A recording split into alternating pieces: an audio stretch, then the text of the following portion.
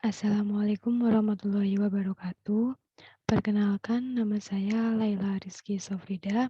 Saya salah satu bagian dari tim KKN BPN UGM 2021 yang berlokasi di Dusun Trucu dan Dusun Pelambungan. Pada kesempatan kali ini, saya akan mengkaji ulang program saya, yaitu analisa data pola hidup sehat masyarakat Dusun Pelambungan. Nah, untuk menganalisa data tersebut, saya sudah melakukan survei melalui Google Form dan sudah dibantu oleh Mas Bagas. Terima kasih untuk menyebarluaskan Google Form tersebut. Nah, isi Google Form tersebut adalah upaya-upaya pola hidup sehat yang dilakukan oleh masyarakat Dusun Pelambungan. Sebelumnya, saya akan share screen terlebih dahulu poster yang sudah saya buat hasil dari analisis data. Nah, ini merupakan poster yang sudah saya buat, yaitu analisa pola hidup sehat masyarakat Dusun Pelambungan. Kesehatan merupakan hal yang penting, sehingga tidak seorang pun ingin sakit. Namun, tanpa disadari, seringkali penyakit datang dengan tiba-tiba hanya karena manusia lalai menjaga kesehatannya. Nah, untuk menghindari hal tersebut, ada salah satu upaya yang mudah dilakukan, yaitu dengan menjalani pola hidup sehat. Pengertian pola hidup sehat adalah upaya seseorang untuk menjaga tubuhnya agar tetap sehat, ya. Nah, sepenting apa sih pola hidup sehat?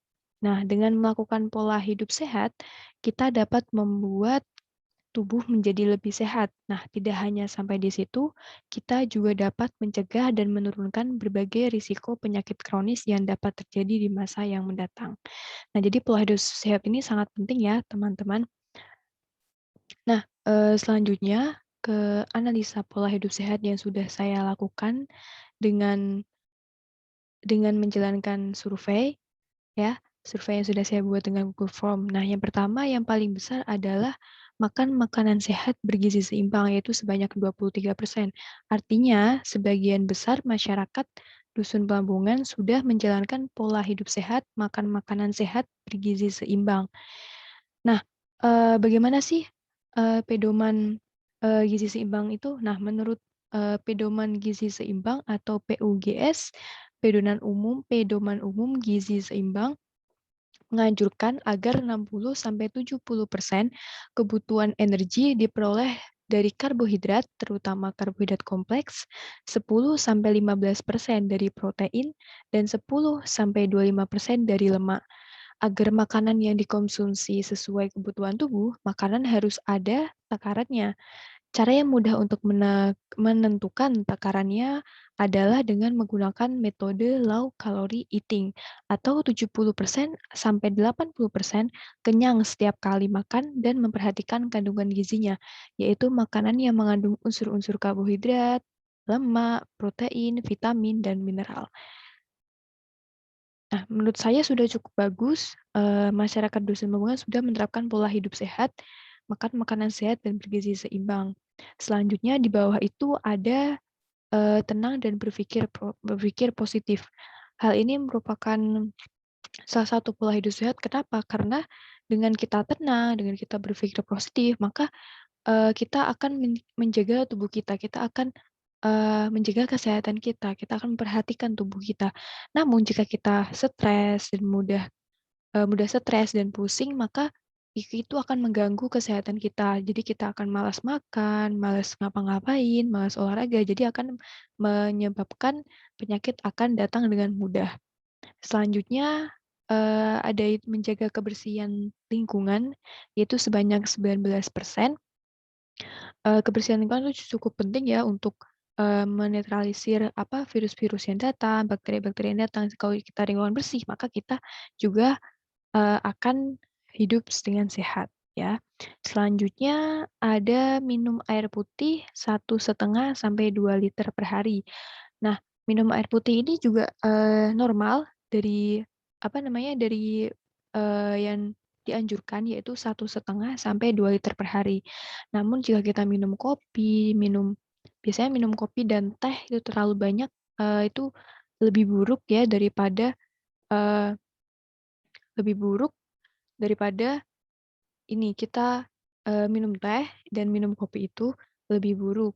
Kenapa? Karena dengan minum teh kan ada kafeinnya, jadi eee, kita akan menyebabkan, apa namanya, asam lambung ya, menyebabkan penyakit-penyakit yang akan datang. Ketika kita minum gula ya, minum teh dengan gula yang sangat banyak juga akan menyebabkan penyakit diabetes. Jadi lebih baik kita minum air putih dengan takaran 1,5 sampai 2 liter per harinya. Selanjutnya di bawah itu ada istirahat ya, istirahat 7 sampai 8 jam per malam sebanyak 8%. Nah, tenaga manusia ada batasnya, kapan harus bekerja dan kapan harus istirahat. Jika antara kerja dan istirahat tidak seimbang, dapat menyebabkan badan menjadi tidak nyaman dan bisa menimbulkan sakit. Istirahat bagi tubuh diperlukan untuk memberikan kesempatan pada alat-alat tubuh atau organ-organ tubuh untuk mengurangi pekerjaannya secara valid sehingga tubuh dapat melakukan kerja sehari-hari dengan baik. Ya, jadi istirahat ini cukup penting ya dan lebih baik dilakukan saat malam hari setelah semuanya selesai ya, kita rileks dengan istirahatnya. Nah, normalnya itu 7 sampai 8 jam per malam. Selanjutnya di bawah itu ada, oh ya, setara ya, saya itu selalu membawa hand sanitizer. Hand sanitizer ini sangat penting ya untuk dibawa kemana-mana sebagai pengganti sabun cuci ya, di mana kalau kita keluar rumah, kita kan biasanya kita harus mencuci tangan terlebih dahulu, ketika masuk rumah kita harus mencuci tangan terlebih dahulu, bukan hanya di rumah saja ya, mungkin di tempat-tempat yang lain seperti kita masuk bank ya, biasanya kita disuruh mencuci tangan dulu, ketika kita masuk mungkin ke kantor-kantor, apa namanya, kantor-kantor pemerintah. Nah, seperti itu. Jadi hand sanitizer ini sangat penting ya untuk di masa pandemi sekarang ini sebagai pengganti sabun cuci tangan. Namun akan lebih baik jika kita, mencuci tangan saja karena itu sudah dengan sabun ya, dengan mencuci tangan dengan sabun itu lebih lebih efektif daripada membawa hand sanitizer. Ya, kalau mencuci tangan itu termasuk dalam ini, menjaga kebersihan lingkungan di sini. Selanjutnya di bawah itu ada olahraga tiap 2 hari sekali. Nah, di sini ada sebanyak 4% ya, sangat sedikit ya. Eee, Seharusnya di masa pandemi sekarang ini olahraga seharusnya lebih ditingkatkan agar imun kita lebih, lebih apa, lebih normal ya daripada rendah nanti akan menyebabkan, virus, dengan mudah masuk ke tubuh. Nah, olahraga yang cocok dan mudah dilakukan oleh setiap orang adalah olahraga seperti aerobik ya, jalan kaki ya, jogging, senam, berenang, bersepeda, atau permainan-permainan ringan ya seperti tenis meja ataupun golf. Namun yang perlu diperhatikan dalam berolahraga, selain penentuan dosis, olahraga, latihan olahraga adalah, olahraga jangan berlebihan atau overdosis.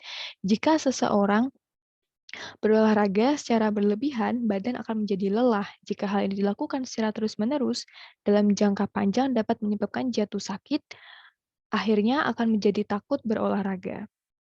Ya, jadi olahraga ini sangat penting, namun dilakukan jangan berlebihan ya, karena jika berlebihan nanti akan menyebabkan penyakit ya. Mungkin selain itu di bawah itu ada memakai masker double, yaitu sebanyak 4% ini setara dengan olahraga ya. Nah, memakai masker double itu juga sangat penting di masa pandemi sekarang ini. Mengapa? Karena penelitian yang dilakukan oleh Center for Disease Control and Prevention mengungkapkan bahwa penggunaan masker double itu lebih efektif mencegah penularan virus corona. Hal ini jika dibandingkan dengan menggunakan satu helai masker saja ya, biasanya hanya dengan menggunakan masker kain atau dengan menggunakan masker medis saja. Ya, jadi masker double ini lebih efektif dibandingkan dengan satu masker saja. Nah, penggunaan masker double ini direkomendasikan untuk meningkatkan keamanan terhadap risiko penularan COVID-19. Namun, penting untuk mengetahui cara yang tepat dalam menggunakannya. Agar efektivitas tidak berkurang, salah satu yang perlu diperhatikan adalah kombinasi masker sendiri. Pastikan hanya menggunakan kombinasi masker kain di atas masker medis. Jadi kita menggunakan masker medis terlebih dahulu, setelah itu kita menggunakan masker kain. Nah, dari sini bisa diperhatikan di mana, olahraga dan memakai masker double merupakan persennya yang makin yang sedikit ya, paling sedikit dibandingkan dengan yang lain. Oleh karena itu, diharapkan dengan analisa pola hidup sehat ini, yang sudah saya lakukan di dusun Pelampungan, bisa, lebih meningkatkan ya, meningkatkan pola hidup sehat masyarakat dusun Pelampungan. Jadi kita harus lebih meningkatkan dengan memakai masker double, dengan olahraga tiap 2 hari sekali ya. Nah, mungkin nggak hanya, yang rendah saja ya, tapi juga yang tinggi ini juga selalu ditingkatkan lagi, seperti makan makanan sehat bergizi seimbang juga harus ditingkatkan lebih lebih lagi ya.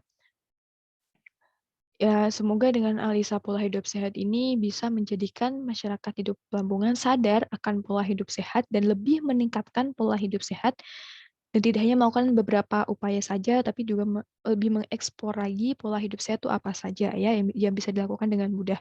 Nah, selanjutnya manfaat pola hidup sehat, ya yang pertama itu mengurangi risiko penularan penyakit, yang kedua menjaga sistem imun tubuh, yang ketiga meningkatkan kemampuan untuk beraktivitas, yang keempat menjaga kestabilan fleksibilitas tubuh, yang kelima menjaga kesehatan tulang, dan yang terakhir adalah meningkatkan kemampuan otak saat lanjut usia. Mungkin sekian dari saya, semoga program kerja saya itu bermanfaat untuk masyarakat dusun Pelampungan. Tidak hanya untuk orang tua saja, tetapi juga untuk, anak-anak, untuk pemuda-pemudi ya, untuk orang dewasa juga ini semuanya semuanya juga harus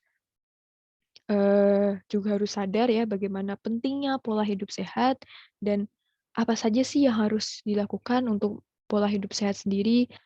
Kira-kira di dusun saya itu, eee gimana ya pola hidup sehatnya? Nah, ternyata dari sini, ya, sudah banyak yang meningkatkan makan makanan sehat dan bergizi seimbang tuh, banyak sekali. Tetapi yang perlu ditingkatkan adalah olahraga tiap 2 hari sekali dan memakai masker double, ya. Itu sangat perlu ditingkatkan ya, tapi untuk upaya-upaya pola hidup sehat yang lain juga harus tetap ditingkatkan. Mungkin sekian dari saya, semoga bermanfaat. Eee saya tutup. Assalamualaikum warahmatullahi wabarakatuh. Terima kasih.